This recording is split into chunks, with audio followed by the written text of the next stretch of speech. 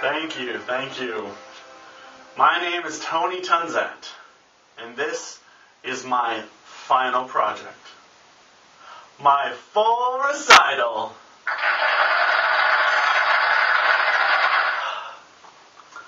In the next hour, you will all witness the culmination of 5 years of intense training. That's 5 years of private lessons, 5 years of college classes, 5 years of student ensembles, and 5 years of total uncertainty. Tonight, you will be faced with the question, was it worth it? Was it worth it? Was it worth it? Was college worth it?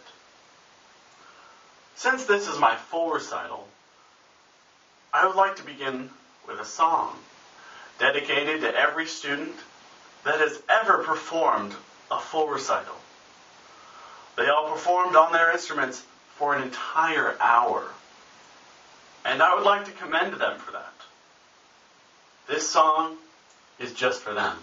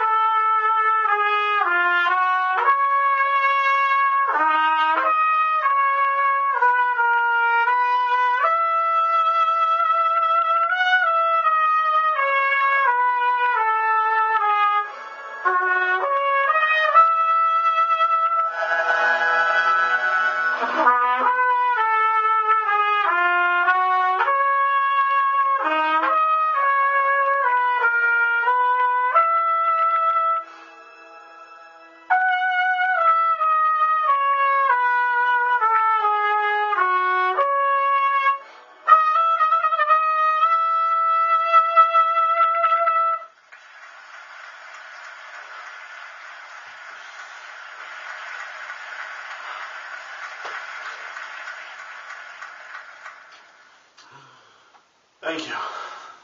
That song holds a place near and dear to my heart. And I hope that you all enjoyed it, because that's actually the only trumpet playing that I'll be doing tonight.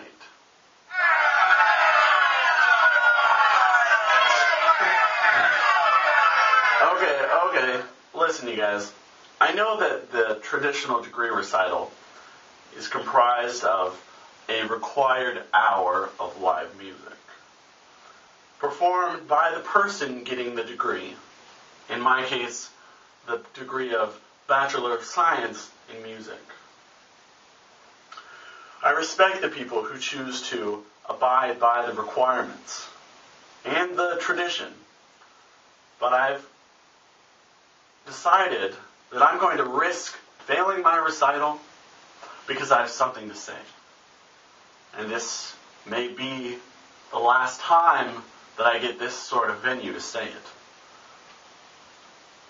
Was college worth it? I'm challenging the universally accepted idea that college is worth it. So, without further ado, college. Wow, these last 5 years in college have been pretty eventful. I learned a lot of different things. I took so many classes in biology, math, physics, music theory, music history, writing, chemistry, keyboard skills, hated it. Web design, yeah. I remember all those music theory classes where we learned stuff, or my writing classes where we mostly just talked about society and instead of writing papers. Or my last algebra class, where the professor only gave me a C because he knew I wouldn't be taking any more math classes. But it really all came together at the end of my junior year, when I learned without a shadow of a doubt how much I loved beer. Love beer. College gave me that deep love of beer. And in 2 weeks, I'm finally going to have my diploma. I can rest at ease with a beer in my hand and a diploma up on my wall. My diploma that stands for something, right? You know, now that I think about it, I don't know. All my friends and family told me that if I went to college, got my education, and got my degree, of course I would get a job in music. So, I went to college, I took the required classes, I even took a few more than I needed, and I'll soon have my degree. And I am proud to tell you that I did it. I got a job even before I got my diploma. Oh, full-time job. Yes. It might not be entirely related to my Bachelor of Science in music. You know, I initially thought that to get my job, I could count on the job fairy. Mom told me all I had to do was put my diploma under my pillow the night of my graduation, and the job fairy would leave a job in its place. You know, it's really hard for people to get jobs without the help of fairies. When you're not a fairy, jobs are hard to come by. Even with a degree in music from the U of O, Oregon's flagship university, students have a hard time finding a job. Heck, even at the Juilliard School, the world's most famous school, the students are having a hard time. I read a New York Times article from 2004 about Juilliard's graduating class of 1994. It describes the lives of the graduates after they left the famous school. It's called The Juilliard Effect.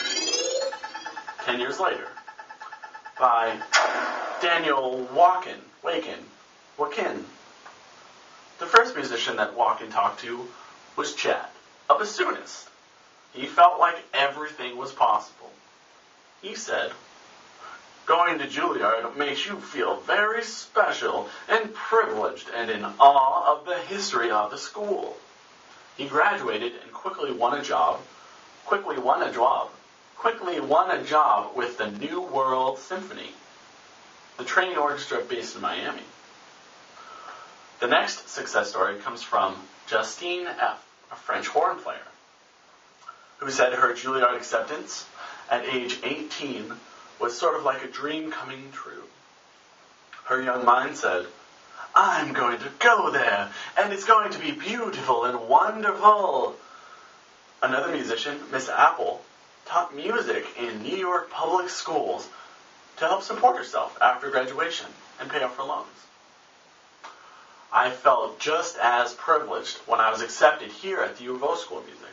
I thought that my dreams were finally coming true, that I would have a job teaching band in just 5 years. Well, the lives of the Juilliarders in the New York Times article, with all their potential, did not go as planned. For many students, Juilliard was a rude awakening. Wakin wrote that they often arrived as mini celebrities in their musical communities, perhaps the winner of a local competition or the best player in town. They joined a group of people just as accomplished, just as driven, and just as unprepared for the tough job market they would someday face. Some alumni even complain that it failed to prepare them for orchestra playing or teaching, or for the practical aspects of running a career, or that it squelched their creativity and individuality. Here's what really happened to those three musicians. Chad, well, his career fizzled with a succession of fruitless auditions, dwindling freelance gigs, and mounting debt. Justine, after just 2 years at Juilliard, she had an alcohol problem. Then after graduating and bouncing from job to job, in and out of music, she now plans on becoming a tax preparer. Finally, Miss Apple, burdened with debt after graduation, $28,000 in student loans. The grind kept her from practicing. "I found it very depressing," she said. "It really had nothing to do with what I was doing before." After looking through the website, I calculated that a 4-year degree from Juilliard now costs $134,000. Walken wrote that the graduates of 1994 Juilliard, only 30% of them got jobs performing music. And these people are graduating from the most famous music school, not getting jobs in music. And here we are getting music degrees from the U of O, a state school, expecting to compete with Juilliard graduates in the job world, music job world. Some of us are paying in-state tuitions of $34,000 for 4 years, while the others, the out-of-state students, have to pay $112,000, almost as much as those going to Juilliard. This is a high price to pay for an unknown future. In 2010, CBS put out a list of the top 20 least profitable over a lifetime college degrees. Musicians came in at number 19. Now, a degree in music may not earn you a lifetime of riches, but what it does guarantee... Man, that's a lot of money. But what it does guarantee is money in the bank for the school. All the schools need are a few successful mascots or successful professionals who have made it that they can attach to their name. And then everyone will want to go there and get a degree. For example, the Oregon Duck, our fearless leader, Bill Knight, the CEO of Nike, and a graduate of the U of O. Not to mention the guy that gives the most money to the school. Phil Smith, principal trumpet in the New York Philharmonic, past student of Juilliard and past teacher at Juilliard. Finally, we have Joseph Polisi, the current president of Juilliard. In the New York Times article, Polisi said that he wasn't surprised by the number of students who did not have performance careers after graduating. He said, "They're very talented, they're very focused, but at the same time they're becoming young adults and defining themselves in ways that may not have anything to do with music." Yet he acknowledged that the prime goal was to create excellent performers. That sounds very interesting, doesn't it? When asked how he expected a typical class to turn out, Polisi said, "I want them to be at peace with themselves and with whatever they're doing with their art." Talk about vague. They're supposed to be at peace with the reality that no one prepared them for, at peace in the limbo of joblessness, at peace, but constantly asking, was it worth it? Was it worth it? Okay, you had to have heard that. It's like you can hear my inner thoughts or something. Weird. I may have gotten a little ahead of myself with all this talk of Juilliard and worth and value. So here's a basic introduction of those ideas. Webster's dictionary defines worth as the value of something under consideration, the level that something deserves to be valued. Webster's defines value as the monetary worth of something compared to the price paid for it. College is only worth what it deserves to be worth. I'm challenging it having any worth tonight. My goal is to bring to light all the ways that universities create their worth. Which, let's see. Well, this is a fake value that they create for themselves. Many of the ideas are not valuable at all. It's all a big show to convince you that college is the way to go. To understand advertising, we have to understand how businesses work in the real world. In the real world, you have companies. All these companies sell things.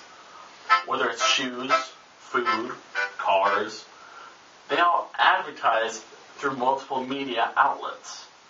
TV, radio, billboards, magazines even.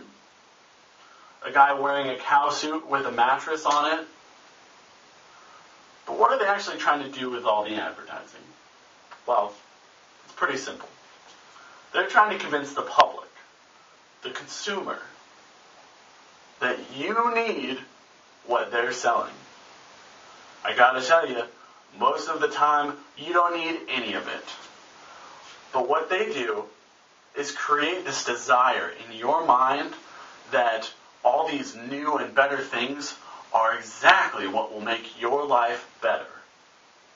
They're selling you on a lot of multiple mind, cognition, brain levels. They know you're going to spend money. That's just the way our economy works. And they want as much of it as possible. Because they're a big business. They're all big businesses. Yes. Yes, excited children. They're all big businesses. I work at Pier 1 Imports, a great example of this. We're trained to quickly find out, even to the smallest basic idea of what the customer is looking for.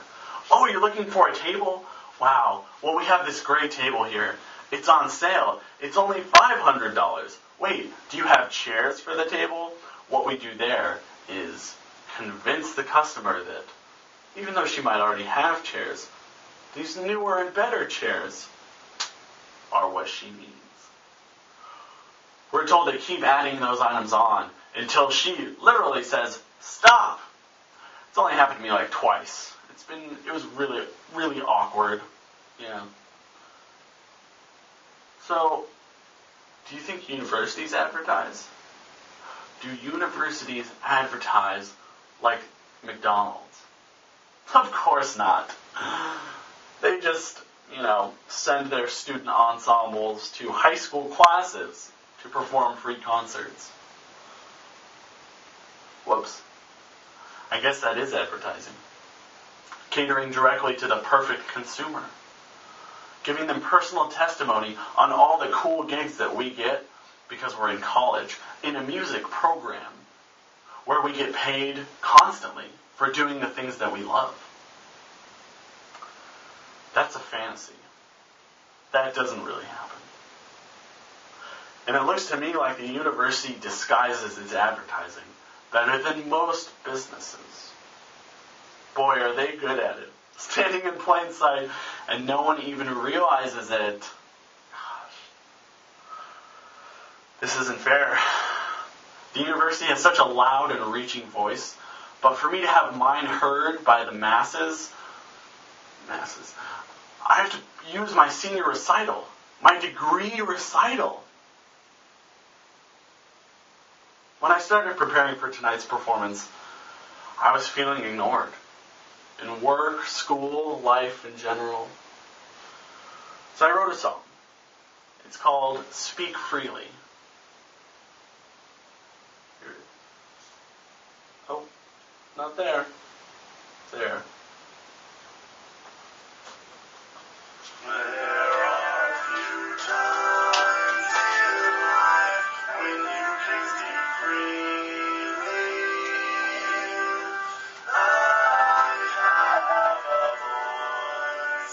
I have a voice inside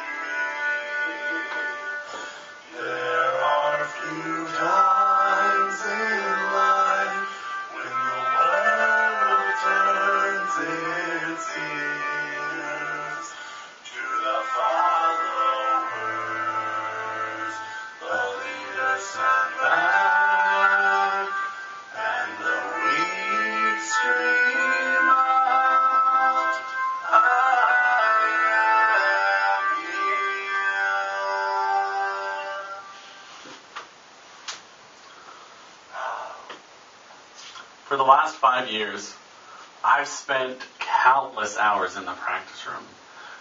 Every music major here knows how much time we're expected to practice.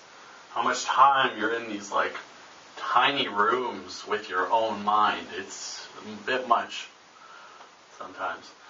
I've played in so many performances over the last 5 years that I've totally lost count. This year alone, I performed in Eugene Symphony, Newport Symphony, Oregon Wind Ensemble. In the past 5 years, I got to play with this orchestra on the coast, the BPO. They're great. They're great. You all should go play with them. So I'm saying all this because I want you to know I'm not trying to take the easy way out by just talking to you for an hour. To say that would be total BS in music. See what I did there? I'm now going to play some recordings for you that I made with my trumpet over the last 5 years. It's probably going to be really boring because it's trumpet playing. So, I'm going to draw on this poster board behind me using the music as inspiration.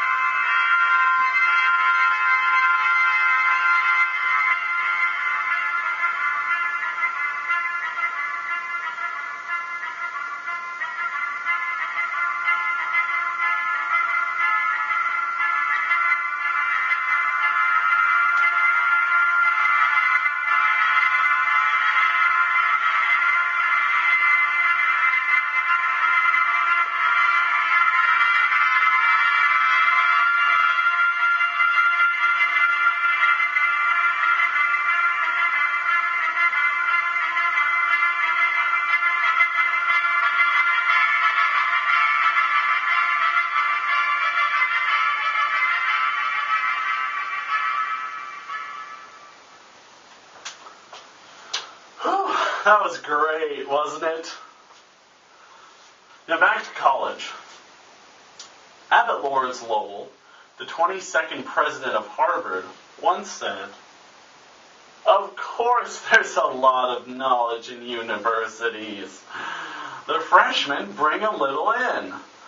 The seniors take a little bit away. So knowledge sort of accumulates."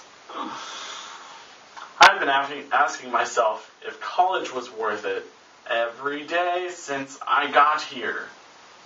Was my degree worth the almost 1,800 hours spent in the classroom? Was it worth 960 hours spent in the practice room? Was it worth 1,000 hours spent studying? Was it worth the stress? Was it worth the $35,000? Well, for all intents and purposes, thank you, Mom, for paying for my tuition. Finally, was it worth time spent away from my family? Just when I was becoming comfortable with who I was. Since we're only 27 minutes into my recital, I'm not going to answer that question just yet. To answer this question, we're going to look at the last 5 years to see all that I've gotten myself into. Or just some of the major events.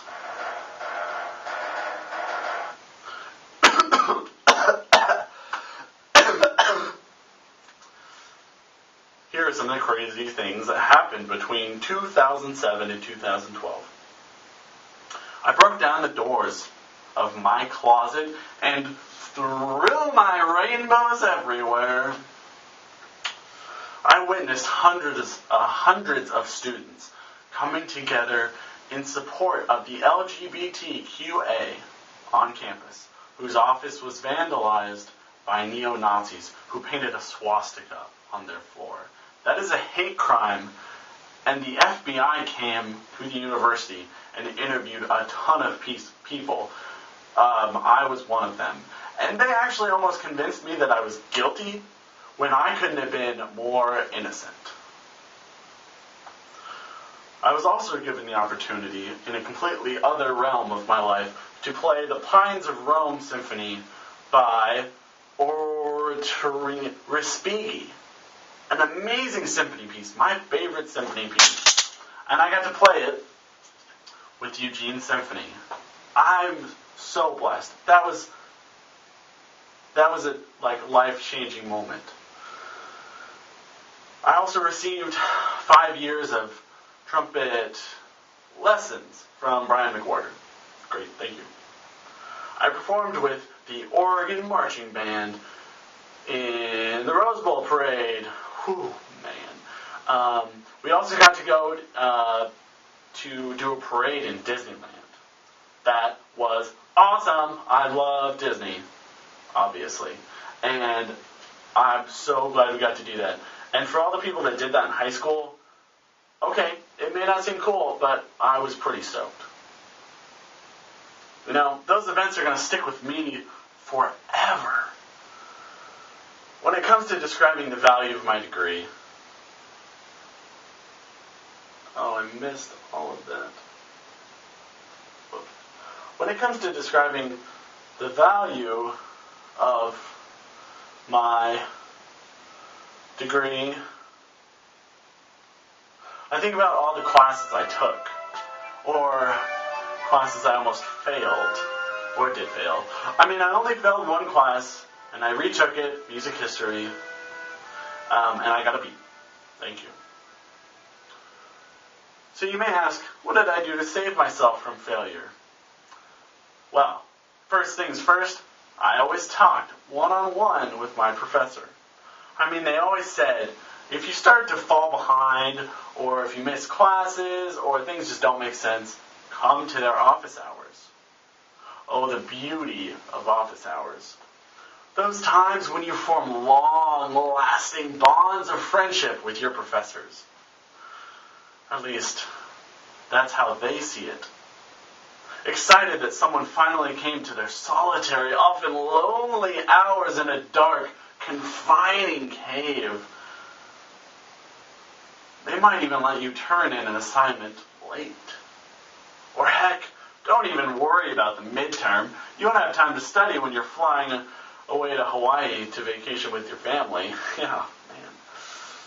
Wait. If this is true, which you know it is, then you just got good grades by manipulating your professor. And furthermore, you didn't even risk your degree or your GPA. You just manipulated your professor into letting you skip. What is your degree worth now? That's why I believe that classes are the required placeholder for college.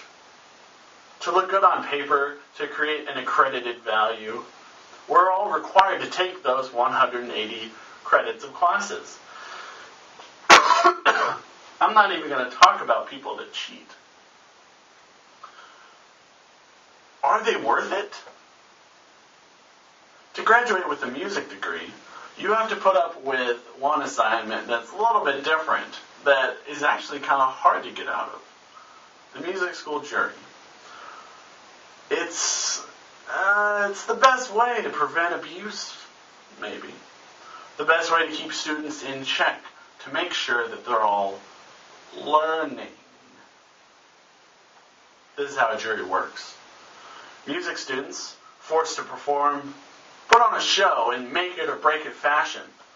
No second chances, no room for error. Whatever they do, they can't stop. Once they start, go on to the end. Their lives, our lives, depended on their juries. In the most basic sense, I'm really earning a degree in the performance arts. So, can I perform or not? Yes. Yes, I can. And yes, I have. I have. Trust me, I have. Prove it. You want me to prove it? Well, back in February, I auditioned to be a character performer at Disney World.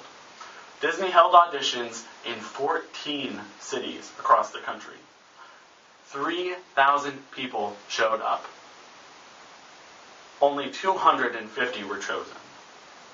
That's an 8.3% rate of acceptance. Only 8.3% of people were chosen to do this gig. And I got it. I got the job. This summer, I will start working for the world's most beloved company, the Walt Disney Company. I'll be performing 40 hours a week in a really hot, sweaty, confining costume, playing the parts of well-loved characters, signing autographs and taking pictures with excited fans. Now, how many performers can say that they got to sign an autograph within 3 months of getting their bachelor assignments? It's time to get into the nitty-gritty of my college experience to find out if it was worth it.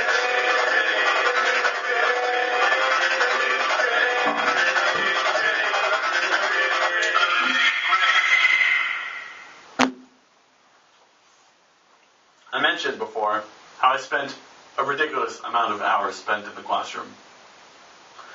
40 out of those 180 credits that I took were just general education. It's about 10 classes.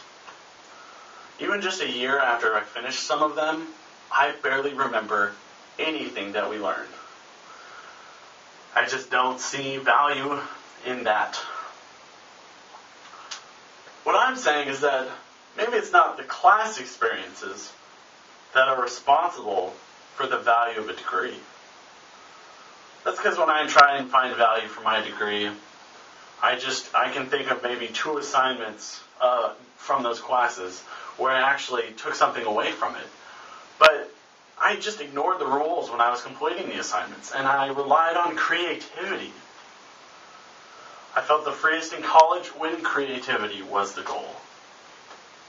Take my Disney audition.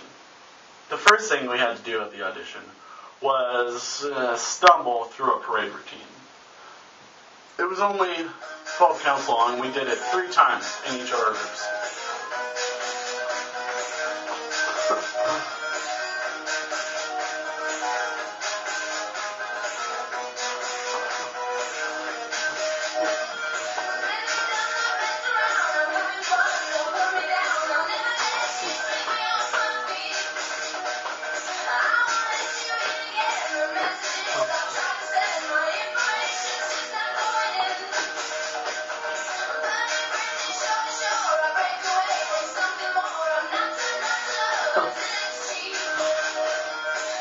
I felt so free when I was able to express my excitement of being part of something Disney, even if it was just the audition.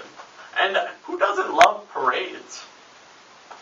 They made it clear on the audition that it wasn't about getting the moves down 100%. It was about having fun and showing that you were really enjoying yourself, that you were getting something out of the dance.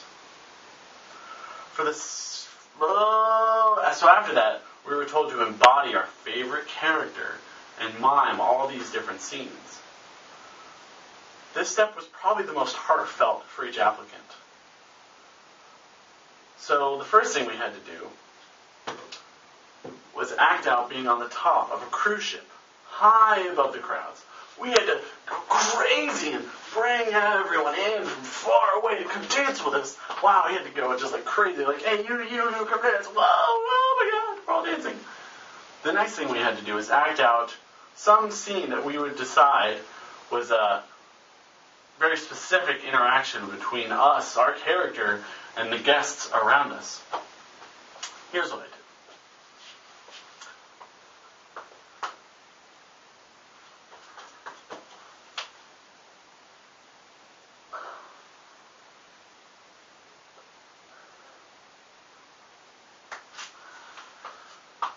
The last thing we had to do was bring everyone in for a picture.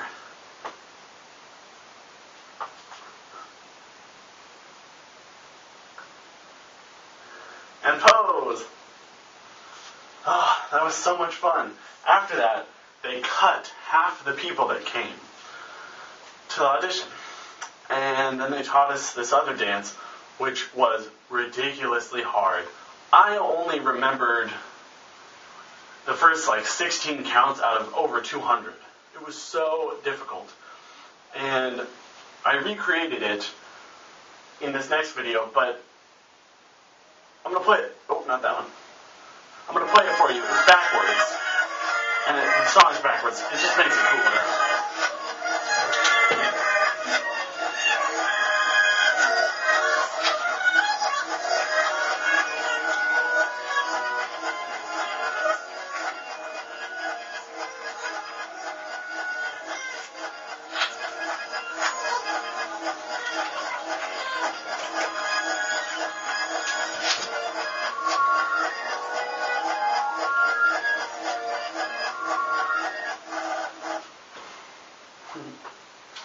I felt so free, just flailing around. That smile was not fake either. I really was having the time of my life. Every day for the last 5 years, I've questioned the value of my degree. Every day I had to convince myself that it was worth it. I had to find reasons to stay. Every class I went to and every assignment I completed, I thought that was going to make my degree worth it. 180 credits of college classes are supposed to be worth it. But that's not it. I don't know if it was worth it.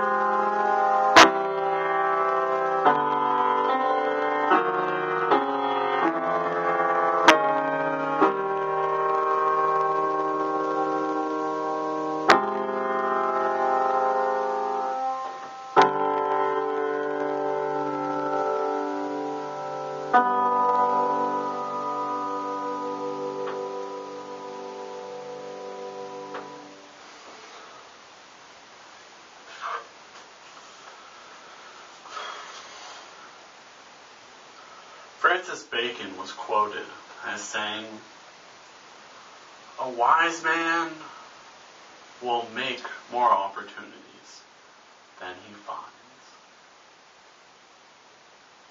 A wise man will make more opportunities than he finds. A wise man. That's where we find the truth. Really, there's truth in that. Did I make more opportunities than I found? Yeah, I did. All the time I spent living in Eugene, exploring the town, living amongst so many different people, learning how to interact with others, not being an awkward music student. I learned how to not be an awkward music student. I learned how to record video and make movies. I learned how to record myself and make it sound good. I spent time learning how to paint, draw, make art. I didn't really learn how to dance, but I finally felt free just dancing like no one was watching. Dancing like no one was watching. All the in-between class time, all the time between assignments, made my degree worth it. But is college worth it for you? That's for you to find out.